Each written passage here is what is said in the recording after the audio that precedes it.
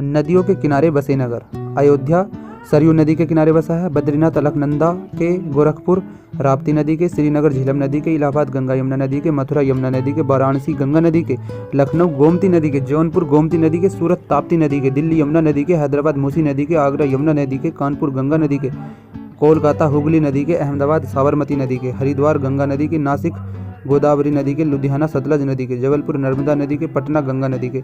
फिरोजपुर सतलज नदी के। कुर्नूल तुंगभद्रा नदी के। सोकोब घाट ब्रह्मपुत्र नदी के। कन्नौज गंगा नदी के। जमशेदपुर स्वर्ण रेखा नदी के। पंढरपुर भीमा नदी के। बरेली रामगंगा नदी के। जगदलपुर इंद्रावती नदी के। डिब्रूगढ़ ब्रह्मपुत्र नदी के।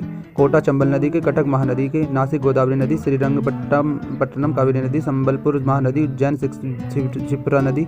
ओरछा बेतवा नदी और बैतूल ताप्ती नदी। विजयवाड़ा कृष्णा नदी। तिरुचिरापल्ली कावेरी नदी। गुवाहाटी ब्रह्मपुत्र नदी। थैंक्स।